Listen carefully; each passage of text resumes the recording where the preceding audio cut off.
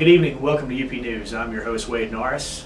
We're here today with City Councilman Paul Lopez from District 3 and Joe Miklosi from the Progressive Majority. Welcome to the show, guys. Thank you. Thank you. Thank you. Hey, good to be here. Really appreciate you coming out. Good morning and welcome to Ultimate Politics. I'm your host, Wade Norris. We're here at the station down here at 1510 a.m. It's Saturday, 10 a.m. We have a great show for you lined up.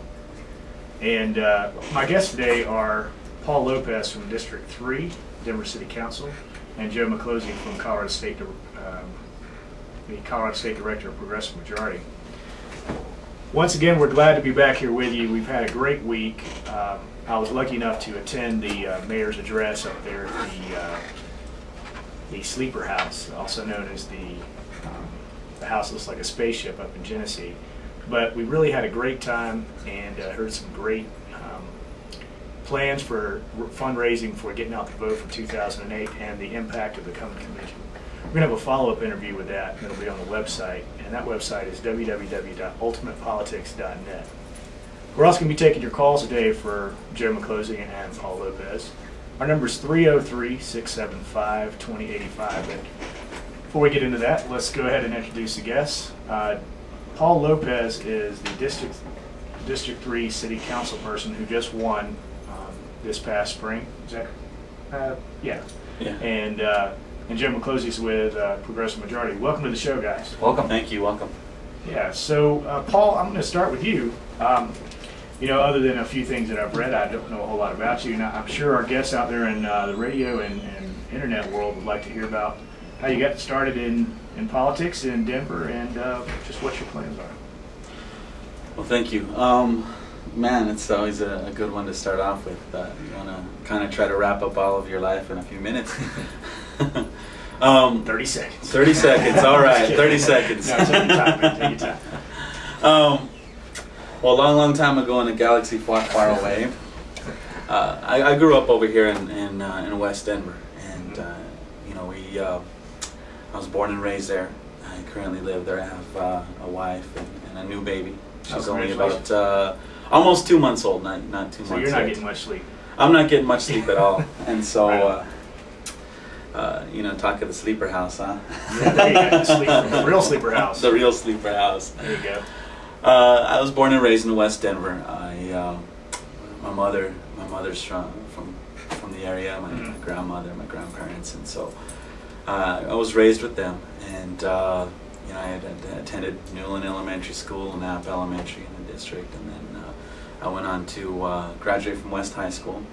It was probably about maybe, I'd say about, and I'm going to try to mesh the political awakening, so to say, in with the story as well. I was about 13 years old, and you know, my mother was a bilingual teacher, and she was a teacher in one of the schools in the district, of the Old Westwood School, which is Castro, and our former state legislator Richard Castro had passed away, and folks in the neighborhood wanted to rename the new school that was going to be built after him. And so you know, there's a lot of parallels. I've been reading up a lot about Rich Castro, and his story has inspired a lot of folks, including myself. And so, I mean, among other leaders in the city, and Rich was 25 when he was elected. He's one of the youngest state legislators, and he came from our district. And he really fought hard for education reform. He was the people's legislator, you know. So I was about 13 years old, and if you can imagine this skinny, lanky kid walking around the neighborhood, knocking on doors, shy as can be, not wanting to talk about anything, or you know. And you know, my mother and I had walked precincts when I was 13 years old, and ever since then, you know, my mother being a union teacher, I'd walk the picket line with her. My dad being a union janitor here in downtown, was very involved, and you know, I pretty much had learned you know, civic engagement and civic participation at a young age. I mean, here's a 13-year-old kid that can't even vote, but he's going door to door. You young people listening out there, if you're shy or awkward, this is the way you can become an elected official. You start walking door to door and you get over your really quick.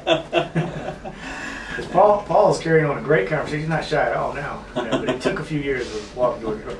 But you did mention a word that I have really tried to promote on this show, and that's union values. And it sounds like you come from a good union background. I do, and I come from a neighborhood that's working people, and that values working people and the basic necessities that working people in this country and in this city need. I mean, that's healthcare, that's great jobs, that's being a part of society, that's being able to enjoy a lot of the basic amenities that everybody else does. And in our district, it's kind of pretty much a microcosm of what those needs are. And it's an embodiment of many different families that are hardworking families that every day make those hard decisions, whether to pay the rent or a health bill or like a hospital bill or something, or pay Excel or water the grass. I mean, there's in this city we do have a great opportunity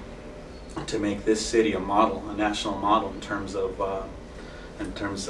living wage and great benefits. And our district, when I went door to door, we had knocked, by the way, we went through the district about 5 times, and I think I had knocked on about 5,000 to 6,000 doors, and a lot of the stories, we spent a lot of time listening and just having good conversations with people. And as a union organizer, that's what you learn to do.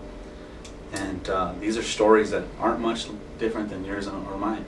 And these are stories that really resonated with me, because we didn't grow up under silver spoon. We struggled to get by. The salary of a teacher isn't that much. I mean, teachers, I think, should be paid $1 million a year. I agree. And then my father being a janitor, it was we definitely learned the value of a dollar. And so I began work at about 14 years old as well too. And those values are real important, and they're not much far from you or I or anybody else in the city. And we've got a great city here, but there has been a lot of what you could say the income is, and this is nationally, but income stayed stagnant for the past 9-10 years.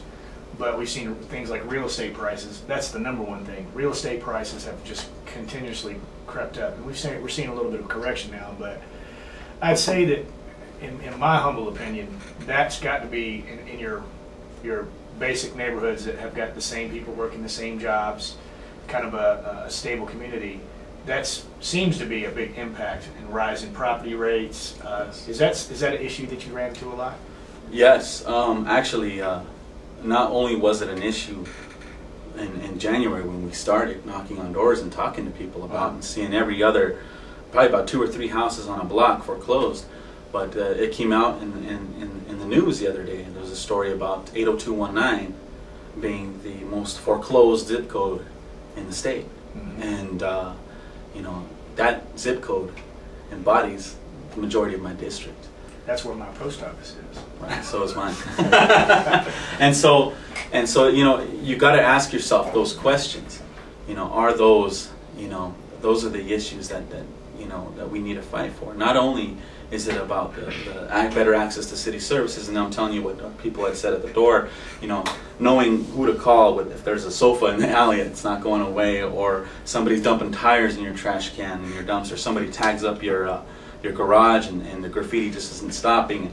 The lack of youth programs that attribute to that, the lack of infrastructure like rec centers that attribute to that, and also not only is it about those kind of basic day-to-day zoning, code enforcement kind of stuff that we do, but it's also about the bigger picture items, and that's the quality of life.